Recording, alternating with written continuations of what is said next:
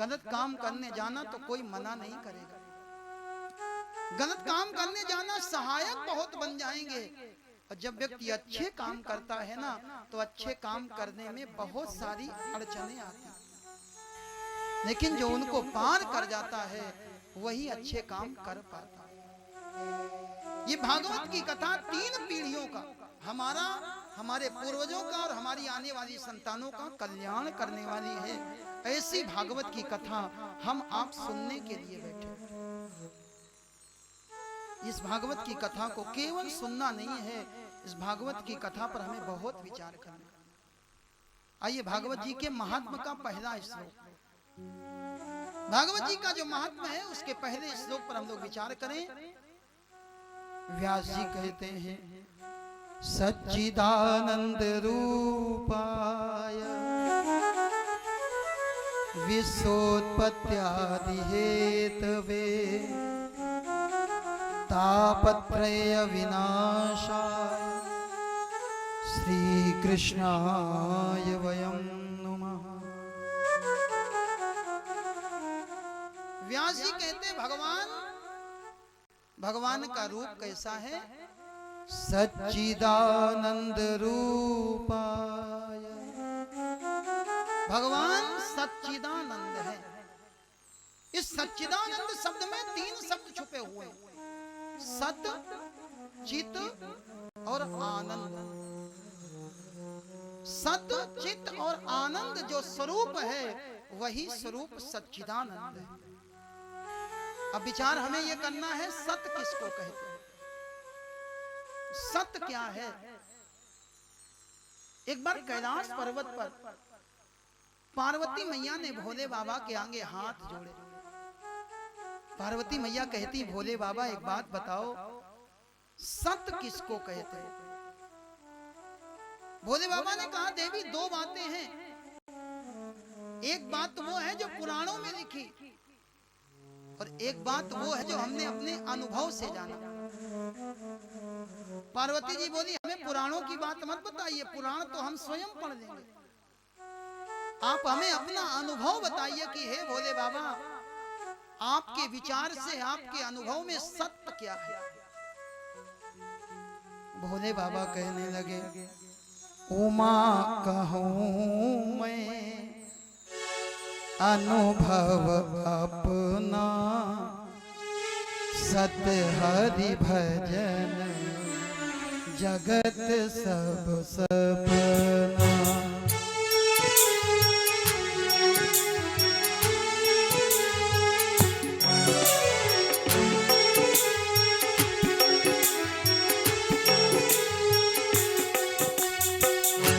उमा कहूं मैं अनुभव अपना, उमा कहूं मैं अनुभव अपना, सत हरि भजन जगत सब सपना। सत हरि भजना जगत सब सपना।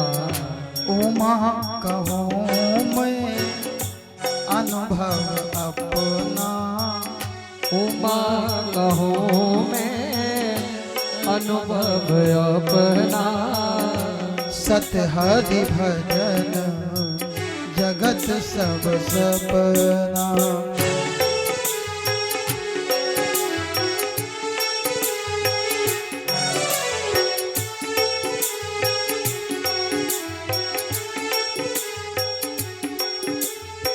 भोले बाबा ने कहा, संसार में केवल और केवल भगवान का भजन ही सत है। सत हरि भजन जगत सब सपना। केवल भगवान का भजन सत है। पार्वती ने कहा, बाबा अगर भगवान का भजन सत है और संसार सपना है, तो ये संसार वाले सत्य की ओर, भगवान के भजन की ओर क्यों नहीं जाते? और हमारा मन सब काम में लगता है, लेकिन भजन में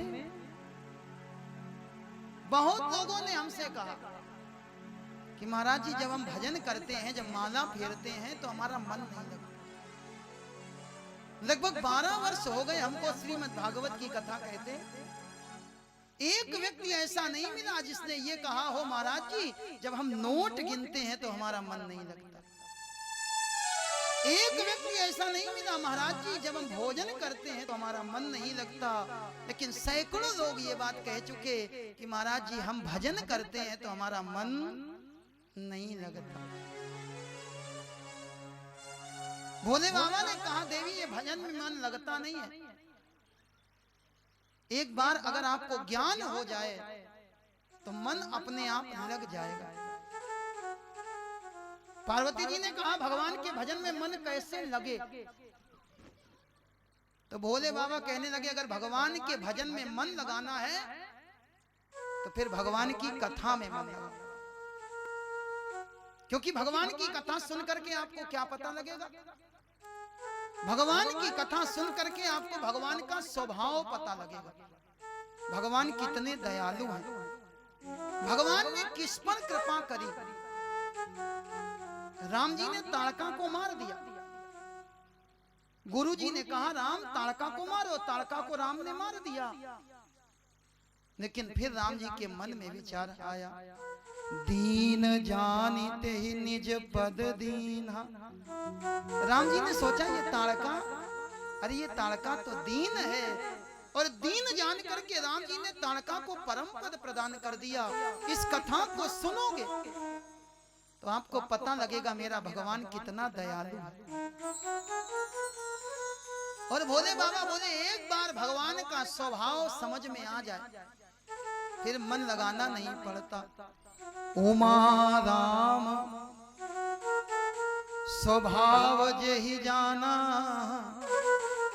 ताहि भजन तजि भाव न आना। एक बार भगवान का स्वभाव समझ में आ जाए फिर भजन के बिना मन लगेगा नहीं।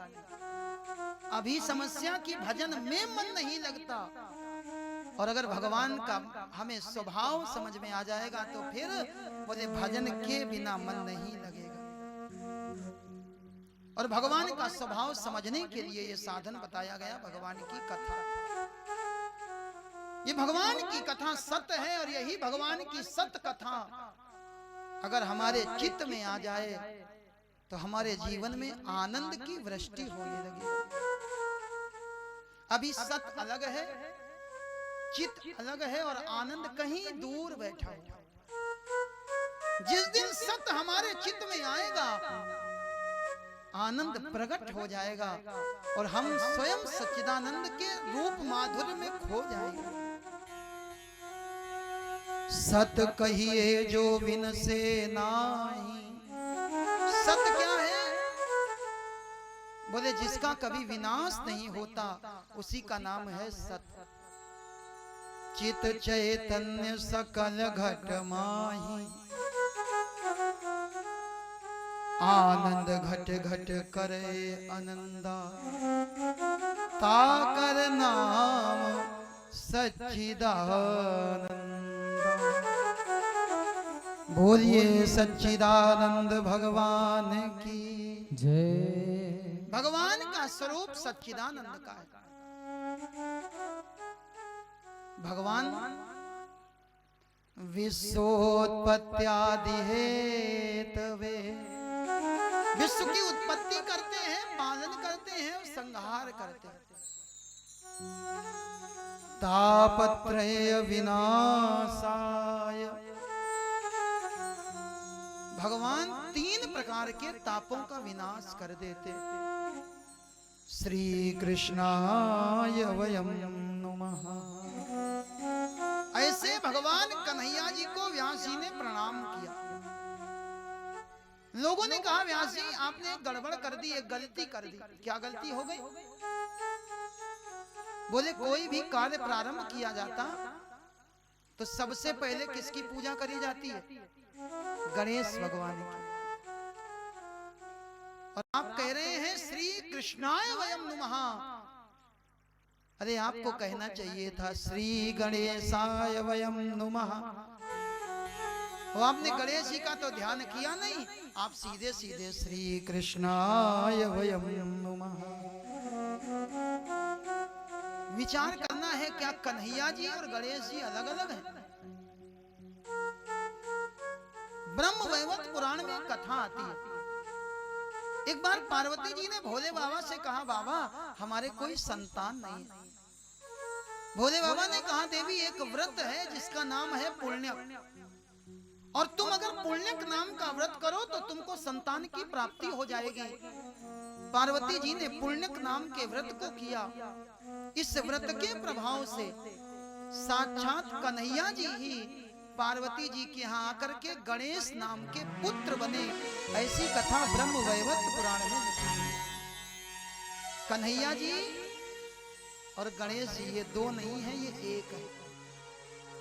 जैसे शंकर जी और हनुमान जी ये दो नहीं है, शंकर जी ही हनुमान बने, ऐसे ही हमारे कन्हैया जी ही गणेश जी बने। ऐसी कथा ब्रह्म वैवर्त पुराण में लिखी गई। मन को ले चले भारत देश के उत्तर प्रदेश के सीतापुर जिले में, जहां पर एक तीर्थ है जिसका नाम है नैमिषारण्य। नैमिषारण्य चक्र तीर्थ है, बड़ी महिमा। आप लोगों ने अगर कभी नैमिषारण्य का दर्शन किया होगा, वहां चक्र तीर्थ में स्नान करने का बड़ा महत्व है, और परांबा भगवती ललिता मैया के दर्शन किए जाते हैं। वहां पर व्यास गद्दी है। नैमिषारण्य में व्यास गद्दी, और वही व्यास गद्दी जिस व्यास गद्दी पर बैठ करके व्यास जी ने सारी कथाएं कही। छोटी से छोटी कथा का प्रारंभ भी कहां से हुआ? नैमिषारण्य से। अगर आपने सत्यनारायण भगवान की कथा भी सुनी होगी तो उसमें भी लिखा हुआ है, एकदा नैमिषे ऋषया। सारे के सारे ऋषि कहां इकट्ठा हुए? बोले नैमिषारण्य तीर्थ में। ये नैमिषारण्य तीर्थ की बड़ी महिमा। तीर्थों का राजा कौन? पुष्कर, जहां ब्रह्मा जी का मंदिर। तीर्थों का गुरु पुष्कर, तीर्थों का राजा प्रयाग, और तीर्थों में वर कौन? तीर्थ वर नैमिष विख्याता, अति पुनीत साधक सिद्धि दाता। ये कलयुग में नैमिषारण्य में जाकर के भजन करो तो मन बहुत जल्दी लगता है। नैमिषारण्य की महिमा है।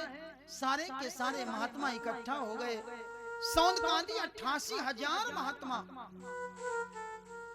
और इनके मन में भी वही बात उठी, महाराज कलयुग आने वाला है और कलयुग में हमारा उद्धार कैसे होगा। विचार कर रहे थे, इतने में सामने से सूत जी महाराज आ गए। सूत जी महाराज को देखा, सौंदकादि 88,000 महात्माओं ने प्रणाम किया।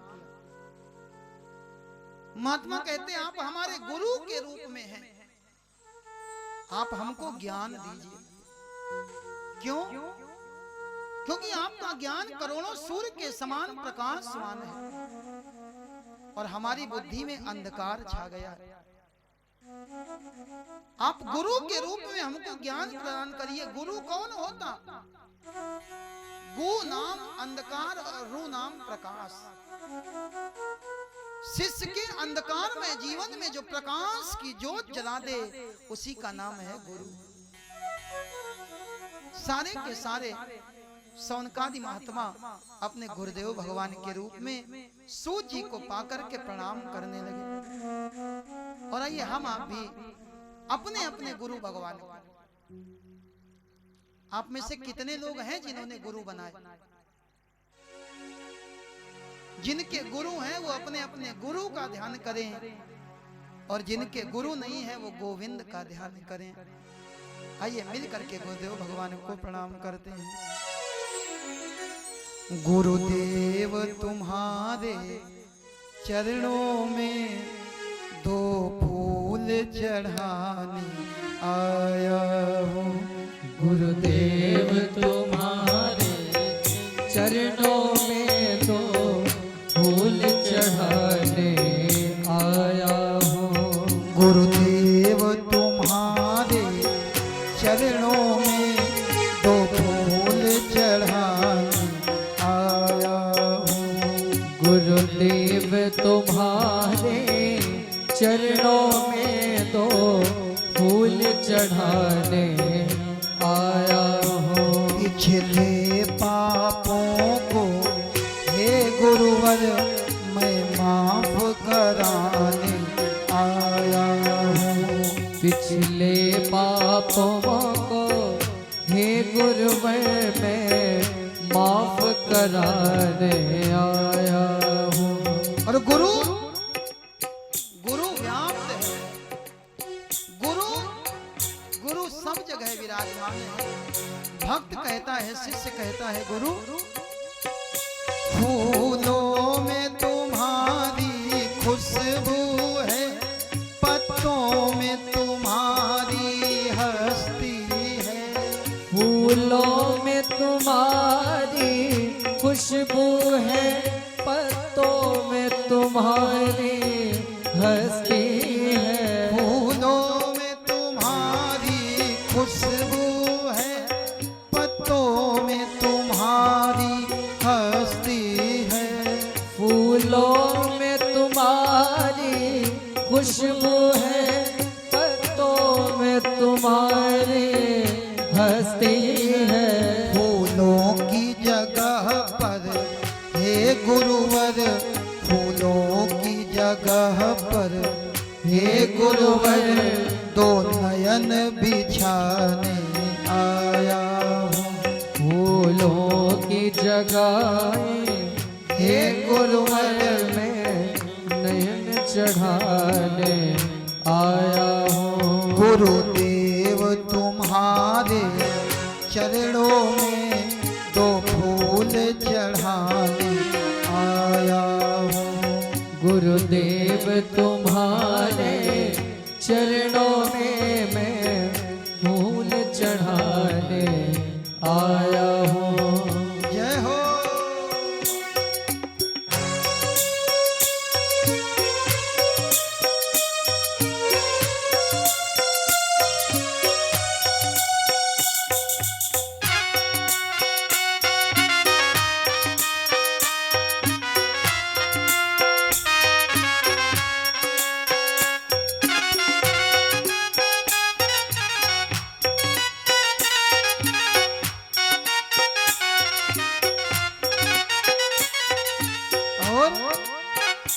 अब विनती है गुरुवर तुमसे, इस पाप को दूर करो हमसे।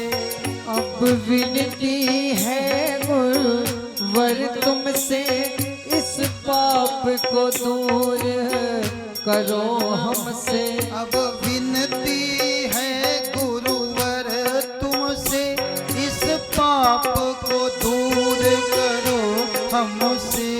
इस पाप को दूर करो हमसे।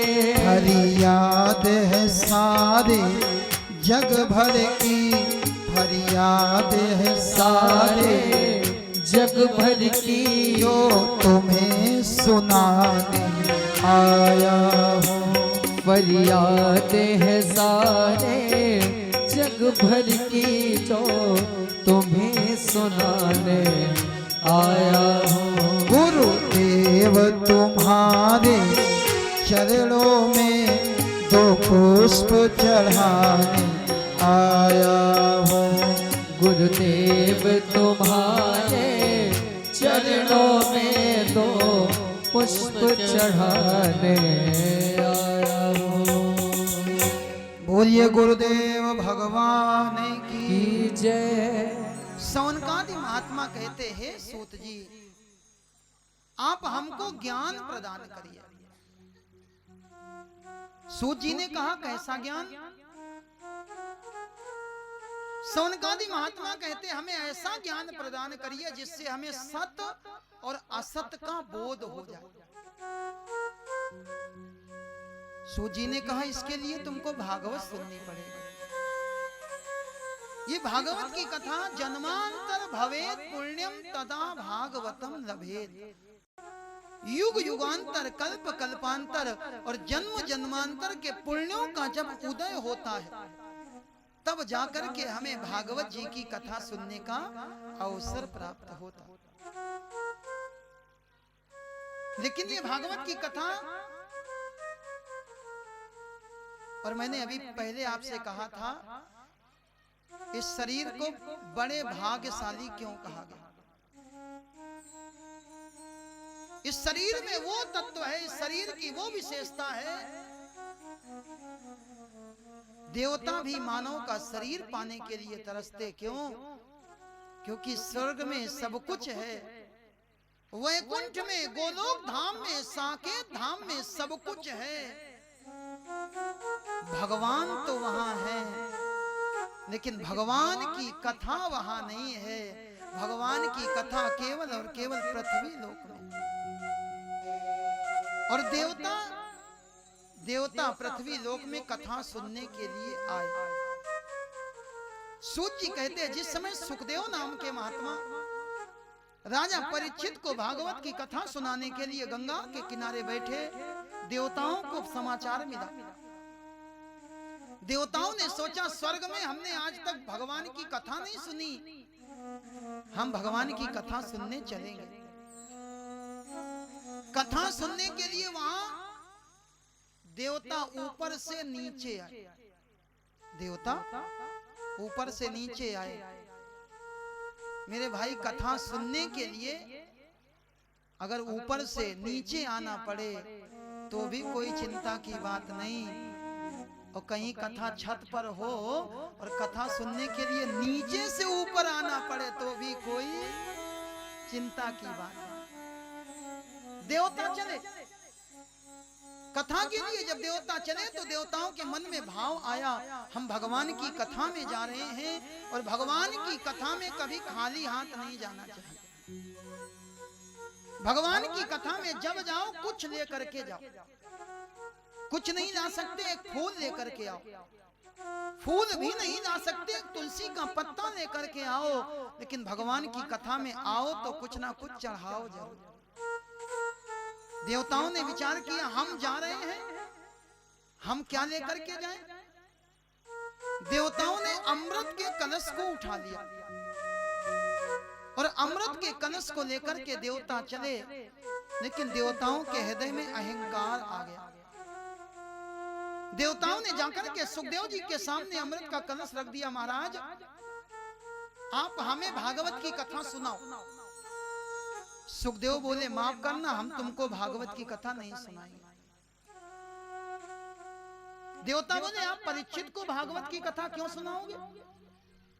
सुखदेव जी बोले, परीक्षित को श्राप लगा है, आज से 7वें दिन इसकी मृत्यु हो जाएगी, इसलिए हम इसको भागवत की कथा सुनाएंगे। देवता बोले, आप ये अमृत परीक्षित को पिला दो। सुखदेव जी ने पूछा, अमृत पीने से क्या होगा? हम में से ज्यादातर लोग नहीं जानते अमृत पीने से क्या होता। किसी से पूछो अमृत पीने से क्या होगा, लोग बोलते महाराज अमृत पीने से अमर हो जाते। ये हमारी केवल धारणा है, अमृत पीने से कोई अमर नहीं होता, क्योंकि इस संसार में अमर कोई भी नहीं है। ब्रह्मा को भी मरना पड़ता है। जब ब्रह्मा की आयु पूरी होती है तो ब्रह्मा को भी अपना शरीर त्यागना पड़ता। इस अमृत को पीने वाला चिरंजीवी हो जाता। देवता कहते अमृत परीक्षित को पिला दो, ये चिरंजीवी हो जाएगा। सुखदेव बोले, हम परीक्षित को चिरंजीवी नहीं बनाना चाहते, हम परीक्षित को दिव्य जीवी बनाना चाहते। संसार का अमृत आपको चिरंजीवी बना सकता, और भगवान का कथा रूपी अमृत आपको दिव्य जीवी बनाता। चिरंजीवी होने का कोई मतलब नहीं, क्योंकि समाज ये नहीं देखती कि आप कितने दिन जिए। समाज ये देखती है आपका जीवन कैसा रहा, आप कैसे जिए। बहुत लोग ऐसे होंगे जो 100 साल के होकर के मर गए, कोई नहीं याद करता। लेकिन धन्य हो विवेकानंद जी महाराज, जिन्होंने जवानी में अपने शरीर का त्याग कर दिया, लेकिन आज भी उनके आदर्श को ये सारा समाज स्वीकार करता है। धन्य हो विवेकानंद जी महाराज, जिन्होंने शिकागो में जाकर के शून्य पर बोल करके पूरे भारत का सीना चौड़ा कर दिया था, जिन्होंने पूरे भारत का सर्वगर्व से ऊंचा कर दिया था। आप विचार करो, वो 100 साल जी करके मरा वो अच्छा, कि ये युवा सन्यासी विवेकानंद अच्छा। कोई फर्क नहीं पड़ता आप कितने दिन जिए, फर्क इससे पड़ता है आप कैसे जिए। और ये भगवान की कथा हमको जीना सिखाती है, ये भगवान की कथा हमको मरना सिखाती है, कैसे जिए और कैसे मरे, ये भागवत की कथा सिखाती है। देवताओं ने जब इस प्रकार से कहा, सुखदेव जी ने कहा, सुनो, तुम भगवान की कथा के अधिकारी नहीं हो। तुम कहते हो कि अमृत ले लो और अमृत के बदले में कथा दे दो, तुम कथा का विनिमय करना चाहते हो, और विनिमय हमेशा बराबर में होता है। तुम्हारा अमृत कांच का टुकड़ा। और सुखदेव कहते, ये श्रीमद् भागवत महापुराण बहुमूल्य मणि के समान है। मणि को देकर के कोई कांच का टुकड़ा नहीं देता, देवताओं वापस चले जाते। देवता ये सोच करके नहीं आए थे, देवता तो ये सोच करके आए थे कि सुखदेव जी हमको सबसे आगे बैठा देंगे। देवता तो ये सोच करके आए थे कि सुखदेव जी भागवत के साथ साथ हमारे माथे पर भी टीका लगाएंगे, हमको भी माला पहनाएंगे। लेकिन जिस समय सुखदेव जी ने कहा, देवताओं ये भागवत की कथा तुमको नहीं मिलेगी, तो देवता वापस जाने लगे। कहानी तो आपको नहीं सुनाऊंगा, लेकिन एक लाइन में आपको याद आ जाएगा। एक कहावत है, लोमड़ी को जब अंगूर नहीं मिले तो लोमड़ी क्या कहती, बोले अंगूर खट्टे थे। देवता आए थे कथा सुनने, और जब देवताओं को कथा सुनने को नहीं मिली तो देवता रास्ते में ये बातें करते जा रहे हैं, बोले भगवान की कथा से क्या किसी श्रापित व्यक्ति का उद्धार हो सकता है? परीक्षित को ब्राह्मणों ने श्राप दिया। देवता बोले भगवान की कथा साधारण मनुष्य का उद्धार कर सकती है, लेकिन जिसको ब्राह्मणों ने श्राप दिया हो, ऐसे प्राणी का उद्धार भागवत की कथा नहीं कर सकती। बुराई करते हुए, विचार करते हुए जा रहे थे, आवाज पड़ी ब्रह्मा जी के कान में। ब्रह्मा जी ने अपने सत्यलोक में एक तराजू बांधा, सत्यलोके तुलाम बद्ध्वा, और उस तराजू के एक पलड़े पर 4 वेद रखे, 6 शास्त्र रखे, 17 पुराण रखे, और दूसरे पलड़े पर श्रीमद् भागवत महापुराण को स्थापित किया। सारे के सारे धर्म ग्रंथ हल्के हो गए और सबसे भारी पल्ला हो गया श्रीमद् भागवत का। अब तो ब्रह्मा जी भी कहने लगे, बोलिए भागवत भगवान की जय। ब्रह्मा जी ने भी इसमें अपनी संस्तुति दे दी। ब्रह्मा जी कहते, भले ही हमारी लेखनी से थोड़ा गलत लिख जाए, क्योंकि हमारा आपका सबका भाग्य ब्रह्मा जी लिखते। ब्रह्मा जी कहते, हमारी लेखनी से भले ही थोड़ा बहुत इधर उधर हो जाए, लेकिन अगर भगवान की कथा सुन ली जाए और भगवान की कृपा हो जाए तो हमारा लिखा भी मिट सकता है। ब्रह्मा जी के द्वारा भागवत जी को संस्तुति प्रदान करी गई। नारद जी का और सनकादि ऋषियों का मिलन बद्रीनाथ में हुआ। बद्रीनाथ में नारद जी आ रहे थे, सनकादि ऋषि जा रहे थे, दोनों आपस में मिले। सनकादि ऋषियों ने नारद जी को देखा, नारद जी के मस्तक पर चिंता की लकीरें दिखाई पड़ी। सनकादि ऋषियों ने पूछ लिया, महाराज आप भी चिंता में हो? नारद जी ने कहा, क्यों? सनकादि ऋषि कहने लगे, हमने तो सुना था ये संसार के लोग चिंता करते हैं, संसार के लोग चिंता करते हैं, और जो संत होते हैं वो चिंतन करते हैं। और आपके मस्तक पर चिंता की रेखाएं, कुतः चिंता तुरो भवान। नारद जी आपको किस बात की चिंता? नारद जी बोले, चिंता संत भी करते हैं और चिंता ये संसार के गृहस्थी भी करते हैं, लेकिन दोनों में अंतर है। ये संसार वाले अपनी चिंता करते और संत दूसरे की चिंता करते। सनकादि ऋषियों ने पूछा आपको कोई दुख? नारद जी बोले हमें कोई दुख नहीं, हम तो इन पृथ्वी वासियों के दुखों को लेकर के दुखी। सनकादि ऋषियों ने पूछ लिया क्या हो गया पृथ्वी के लोगों को?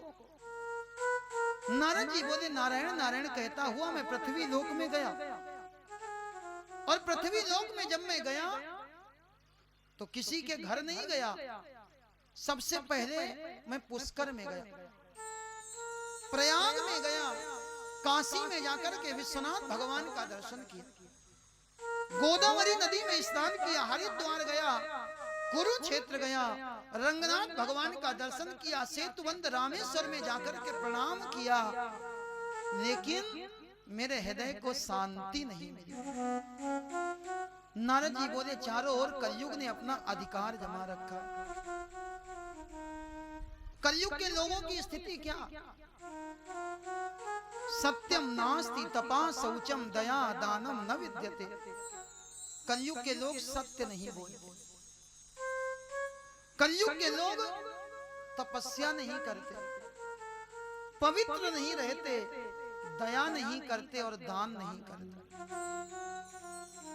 आप कहोगे महाराज हम तो बहुत दान करते। कलयुग में लोग दान नहीं करते, कलयुग में लोग नाम करते। हाँ, हरिद्वार के पास में हमारी कथा हुई, थोड़ा ठंडी का मौसम था, एक धर्मशाला में हम रुके,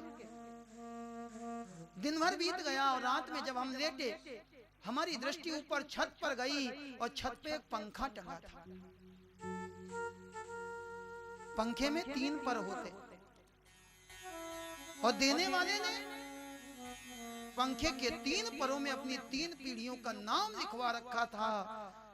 मेरे मन में विचार आया, देने वाले ने पंखे में अपने बाबा परबाबा का नाम लिखा दिया। बोले जब तक पंखा घूमता रहे तब तक तुम भी संसार में घूमते रहो। आज लोग दान नहीं करते, आज लोग नाम करते हैं। बोले महाराज हम 1 लाख देंगे, लेकिन ये बताओ मंदिर में हमारे नाम का पत्थर लगेगा कि नहीं लगेगा? कलयुग में लोग बहुत दुखी है। नारद जी ने कहा हमने स्वीकार किया ये कलयुग का प्रभाव है। और कलयुग के पहले द्वापर युग था। द्वापर में कन्हैया जी आए थे, वृंदावन के किनारे लीलाएं करी थी, तो नारद जी वृंदावन चले गए। नारद जी कहते हैं मैं वृंदावन गया, यमुना के किनारे किनारे जा रहा था, अचानक मेरे कान में किसी के रोने की आवाज आई। मैंने जाकर के देखा एक जवान स्त्री बैठी है, इसकी गोद में 2 बूढ़े पुरुष लेटे हुए हैं। अनेक स्त्रियां चारों ओर से घेर करके खड़ी और ये जवान स्त्री रो रही थी। नारद जी के मन में भाव आया, जाकर के पूछें देवी क्यों रो रही हो? लेकिन आधे रास्ते तक नारद जी गए और वापस लौटे। जहां स्त्रियों का समाज हो वहां संत को नहीं जाना चाहिए। नारद जी वापस लौट आए, स्त्री ने देख ली, आवाज लगाई, भो भो साधो क्षणम तिष्ठो, हे महाराज एक क्षण के लिए रुक जाओ। नारद जी वहीं पर खड़े हो गए। स्त्री ने आकर के प्रणाम किया, महाराज मत चिंताम अपि नाशयो, आप हमारी चिंता को, हमारे दुख को दूर कर दीजिए। नारद जी ने कहा तुमको क्या दुख है? ये कहती है हम अपने बेटों के कारण दुखी हैं, हमारे ये दोनों बेटे बूढ़े हो गए। नारद जी ने ऊपर से नीचे तक देखा। नारद जी बोले संसार का नियम है, माँ बूढ़ी होती है और बेटे जवान होते हैं, और तुम कहती हो जवान माँ है और बेटे बूढ़े हो गए, ये उल्टी गंगा। भक्ति बोली महाराज कलयुग है ना, कलयुग में उल्टी ही गंगा बह रही। भक्ति ने सारी बात बता दी, मेरा नाम है भक्ति, ये दोनों मेरे ज्ञान वैराग्य नाम के पुत्र हैं। कलयुग के प्रभाव से हम तीनों बूढ़े हो गए थे, लेकिन जैसे ही मैं वृंदावन में आई, भक्ति ने वृंदावन की माटी को प्रणाम किया। धन्यम वृंदावनम येनो भक्तिर नृत्यति यत्र चा। जैसे ही मैं वृंदावन में आई, वृंदावन का स्पर्श पाते ही भक्ति जवान हो गई। ब्रज की बड़ी महिमा है, वृंदावन में भक्ति कभी बूढ़ी नहीं होती। वृंदावन में भक्ति सदैव जवान रहे। और भक्ति पाना हो तो कभी कभी वृंदावन जाना चाहिए। कितने लोग हैं जो वृंदावन गए, कितने लोग हैं जो नियम से जाते हैं। आइए चले वृंदावन की ओर। वृंदावन जाने को जी चाहता है, वृंदावन जाने को जी चाहता है, वृंदावन जाने को जी चाहता है।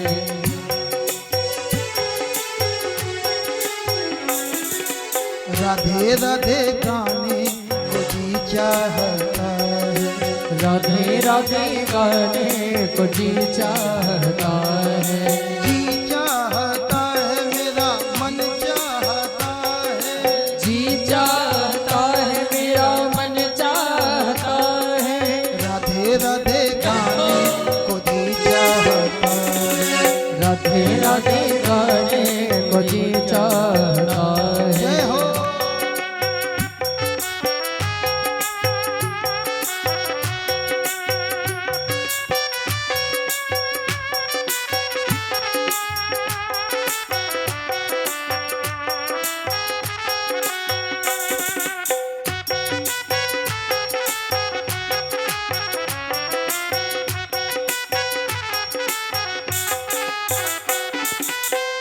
वृंदावन में यमुना महारानी, वृंदावन में यमुना महारानी, यमुना महारानी कान्हा की पटरानी, यमुना महारानी कान्हा की पटरानी।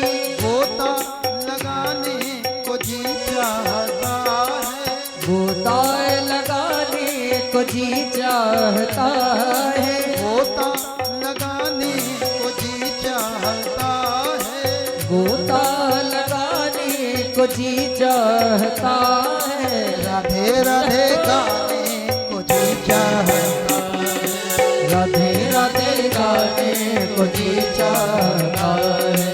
जय हो।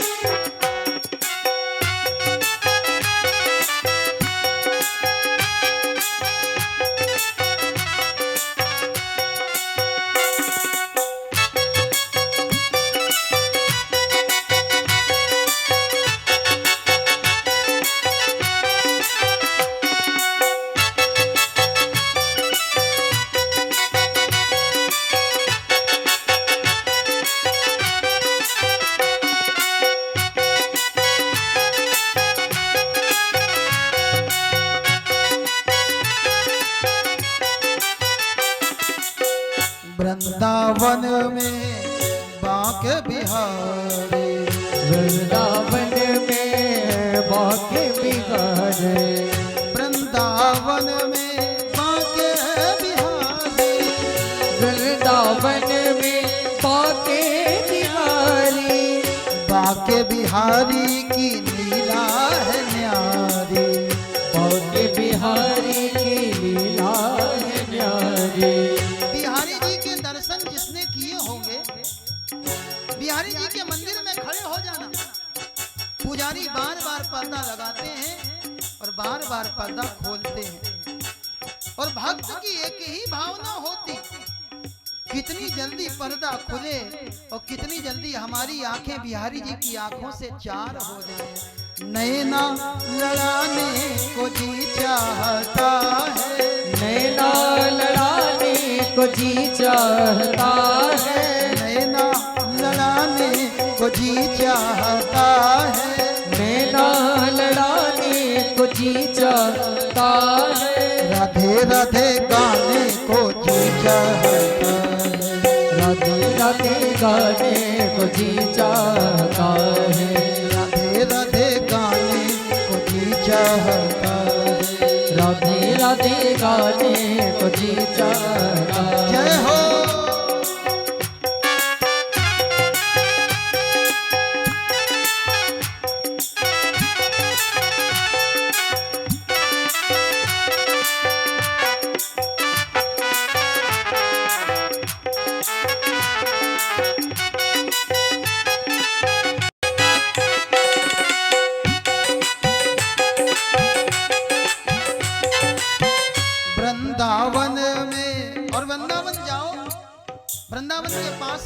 गिरिराज जी महाराज। और जब तक गिरिराज जी का दर्शन ना करो, परिक्रमा न लगाओ, तब तक यात्रा पूरी नहीं होती।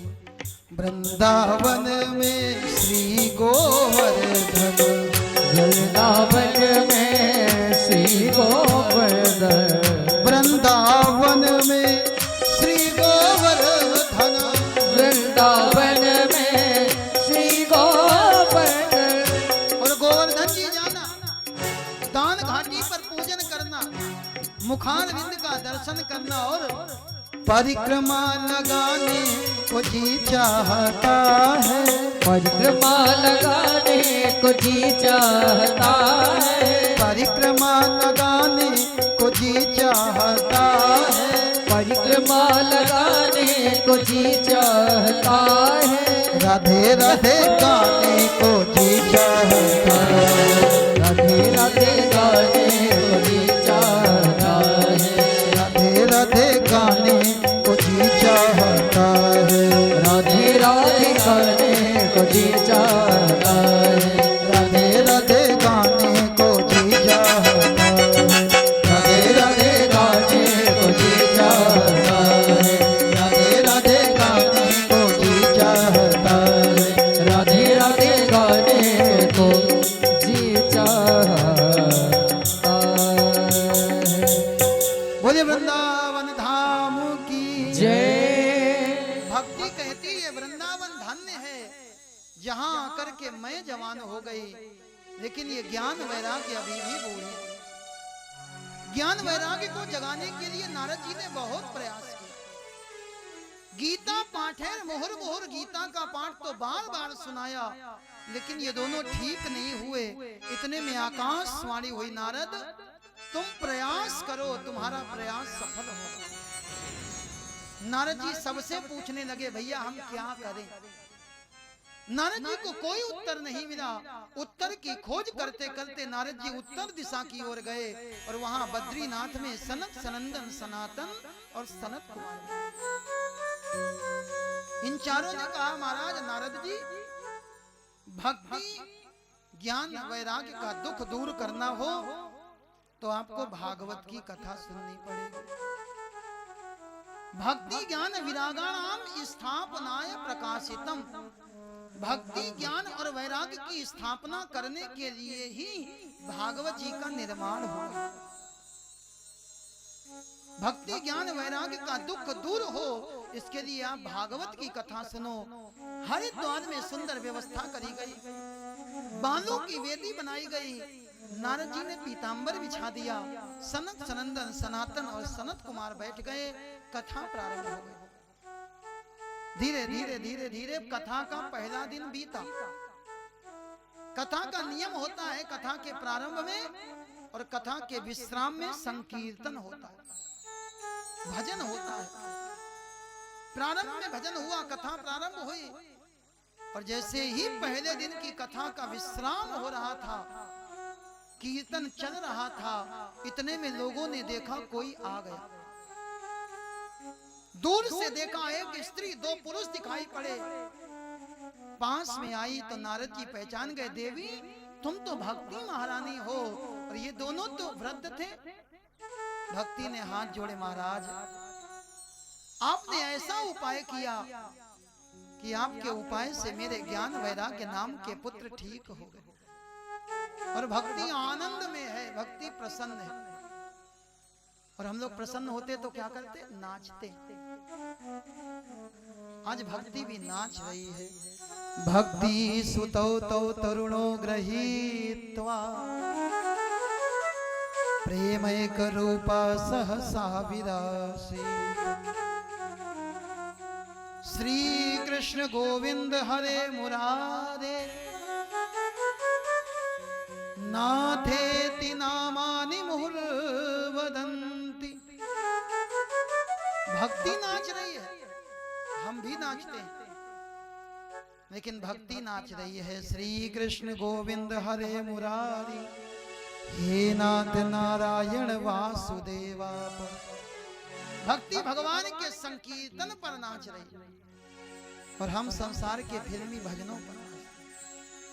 माफ करना, नाचना हो तो भगवान की कथा में, भगवान के सत्संग में नाच। आपका मन करे गाइबे होए तो गाओ श्री राम नाम। गाने का मन करे तो भगवान का नाम गाना, और सुनवे को होए प्रभु कथा आके पाइए। सुनने का मन करे तो भगवान की कथा सुनो। आईबे को होए तो आओ सत्संग माही।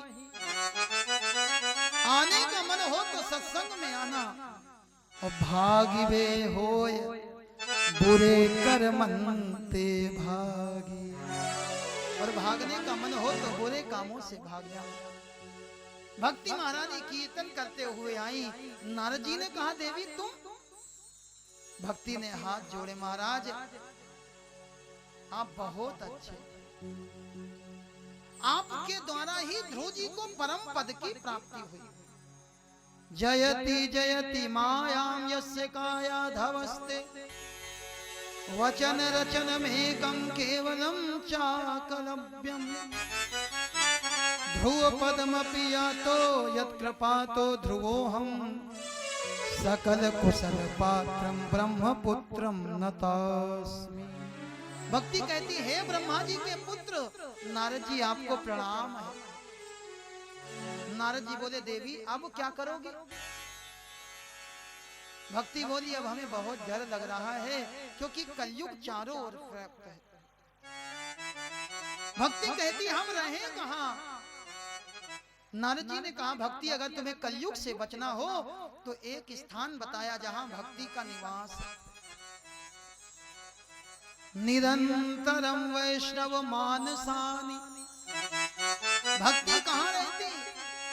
भक्ति वैष्णवों के हृदय में, वैष्णवों के मन में भक्ति का वास होता।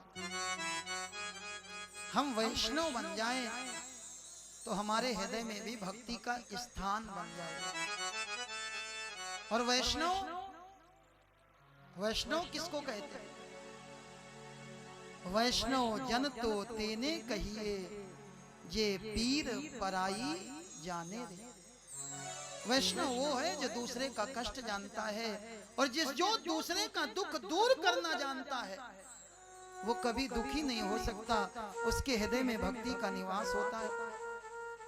नारद जी ने कथा सुनी, नारद जी बड़े प्रसन्न हुए। नारद जी ने कहा संकाद ऋषियों आपने बहुत सुंदर कथा सुनाई। इस भागवत के द्वारा भक्ति ज्ञान वैराग्य का दुख दूर हो गया, लेकिन क्या इस भागवत के द्वारा कलयुग के प्राणियों का दुख दूर हो सकता? संकाद ऋषियों ने पूछ लिया कलयुग के प्राणी है कैसे? भागवत कहती कलयुग का प्राणी ये मानवा पाप कृतस्तु सर्वदा। कलयुग का प्राणी सदा सर्वदा पाप करने में लगा हुआ, सदा दुराचार रता विमार्गगा। ये सदाचार को छोड़ करके दुराचार करता है, सुमार्ग को छोड़ करके कुमार्ग पर जाता है। क्रोधाग्नि दग्धा, कलयुग का प्राणी में जला करता है। जब एकांत में बैठना तब विचार करना, जितनी छोटी छोटी बातों पर हमको गुस्सा आता है, क्या उतनी छोटी छोटी बातों पर हम मुस्कुराते हैं? नहीं मुस्कुरा पाते। जिसको छोटी छोटी बात पर गुस्सा आए समझ जाना उसके ऊपर कलयुग का अधिकार है। जिसको छोटी छोटी बात पर गुस्सा आए उसके सर पर हमेशा कलयुग सवार है। क्रोधाग्नि दग्धा कुटिलस्य कामी। इस संसार के कलयुग के लोग कुटिल हैं, कामी हैं, लेकिन ऐसा प्राणी भी अगर 7 दिन तक भागवत सुन ले तो सप्ताह यज्ञेन कलो पुनन्ति ते। सप्ताह पारायण कथा को सुन करके कलयुग के पापों से मुक्त होकर के पवित्र हो जाए। नारद जी ने कहा कोई प्रमाण? शनकाद ऋषि कहते हाँ नारद जी, एक तुंगभद्रा नाम की नदी है। इस नदी के किनारे एक पंडित जी रहते हैं और पंडित जी का नाम है आत्मदेव।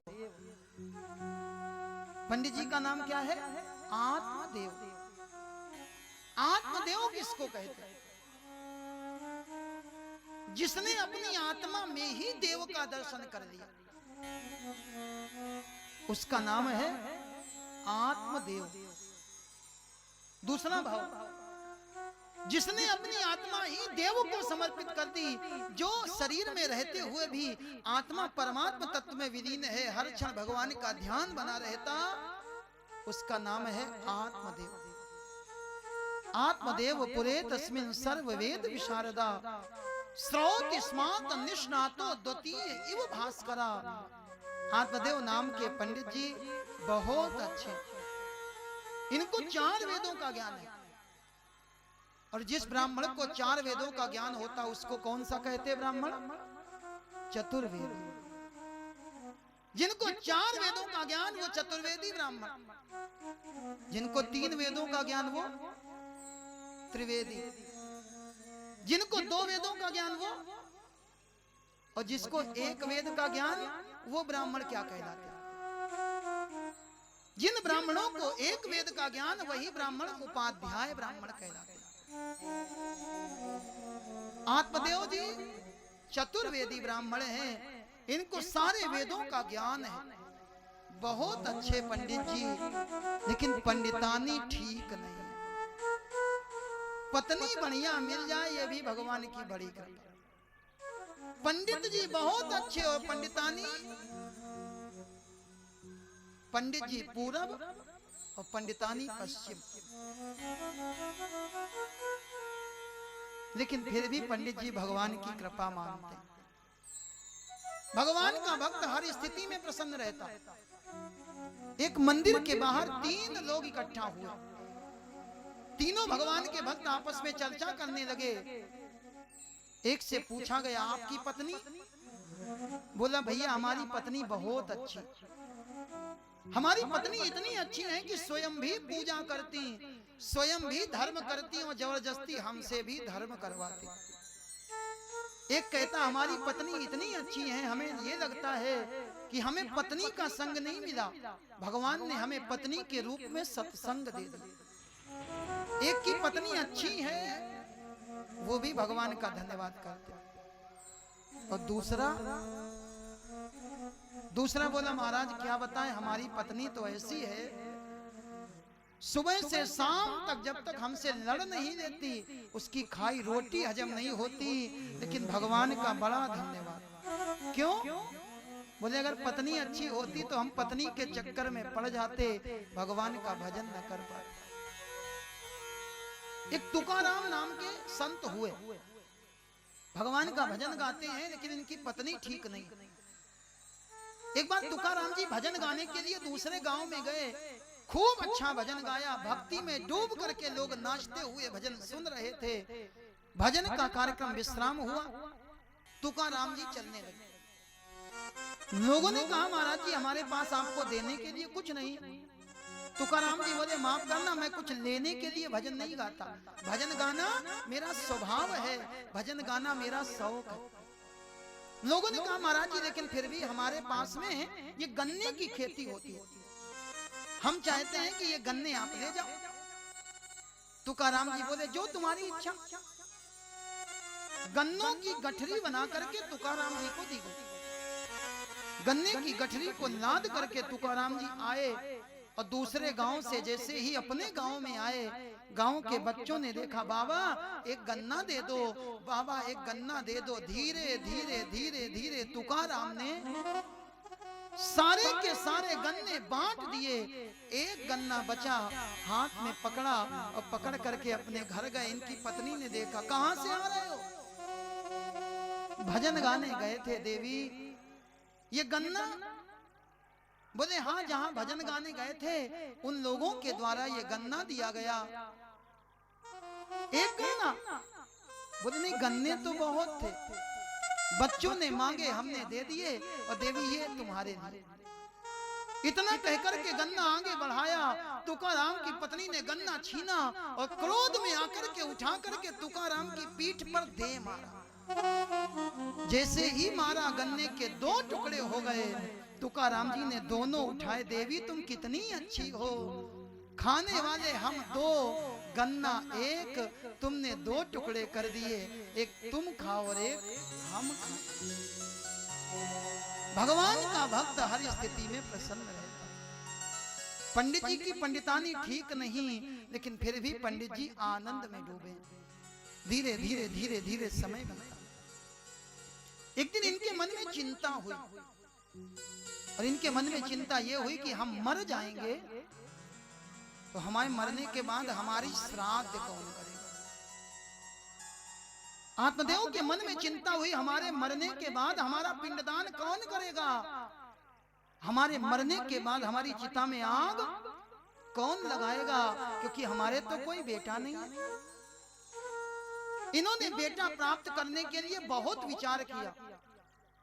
पंडितों ने, विद्वानों ने जितने रास्ते बताए, कोई कहता सच्चंडी करा लो, इन्होंने सच्चंडी कराई। कोई कहता गोपाल सहस्त्र नाम का पाठ कराओ, इन्होंने वो भी कराया। कोई कहता संतान गोपाल कराओ, लेकिन इनके संतान नहीं हुई। इनके पास जितना धन था, इन्होंने अपना आधा धन धर्म के कार्यों में लगा दिया, लेकिन फिर भी इनके बेटा बेटी नहीं हुआ। अब तो बहुत दुखी हो गए आत्मदेव जी। दुखी होकर के आत्मदेव जी एक सरोवर के किनारे गए, विचार करने लगे, इसी सरोवर में डूब करके मैं मर जाऊंगा, अपने प्राणों का त्याग कर दूंगा। इतने में सामने से एक संत आ रहे। संत ने कहा, महाराज आप ब्राह्मण हो, आप क्या करने जा रहे हो। आत्मदेव बोले, मैं इस सरोवर में डूब करके अपने प्राण समाप्त करने जा रहा हूं। लोग दुखी होते हैं तो क्या करते हैं, आत्महत्या। और आजकल आत्महत्या एक फैशन बन गया। पढ़ाई में नंबर कम आए, आत्महत्या। पति पत्नी में झगड़ा, आत्महत्या। माफ करना, ये आत्महत्या ठीक नहीं है। और आत्महत्या की कौन कहे, जो आत्महत्या शब्द है, ये आत्महत्या शब्द ही गलत है। गीता में भगवान ने अर्जुन को बताया, ये आत्मा है क्या, नयनम छिंदन्ति शस्त्राणि नयनम दहति पावक। इस आत्मा को शस्त्र काट नहीं सकते, इस आत्मा को आग जला नहीं सकती, इस आत्मा को वायु सिखा नहीं सकती। हम कहते आत्महत्या। हत्या आत्मा की नहीं होती, हत्या होती है हमारे शरीर की। और किसी भी समस्या का समाधान आत्महत्या नहीं। आत्महत्या करोगे तो मेरे भाई आत्मा तो अजर अमर है, आपका शरीर समाप्त हो जाएगा। और आगे आगे आपको इससे भी अधिक कष्ट की प्राप्ति होगी। जैसे आप कानपुर से लखनऊ के लिए चले, कानपुर से लखनऊ की यात्रा आपने प्रारंभ करी, किन्हीं कारणों से आपको बस पसंद नहीं आई, ट्रेन अच्छी नहीं लगी, ट्रेन में सफाई नहीं थी, ट्रेन में व्यवस्था ठीक नहीं थी। किसी कारण से अगर आप अपनी यात्रा उन्नाव में रोक दोगे, उन्नाव में अगर आप अपनी ट्रेन छोड़ दोगे, तो दूसरी यात्रा आप चाहे हवाई जहाज से करो, लेकिन प्रारंभ आपको उन्नाव से ही करनी पड़ेगी।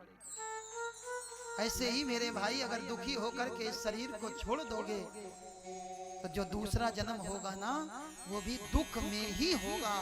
दुख में आत्महत्या करना, शरीर को छोड़ देना, ये शास्त्र की बात नहीं। आत्मदेव बहुत दुखी हैं। सन्यासी से कहने लगे, महाराज मैं मर जाऊंगा। सन्यासी ने कहा, क्यों मर जाओगे। बोले, हमारे कोई बेटा बेटी नहीं। सन्यासी ने कहा, बेटा बेटी नहीं तो क्या हो गया। आत्मदेव बोले, संसार में बेटा बेटी होना बहुत जरूरी है, हमारे कोई बेटा बेटी नहीं है।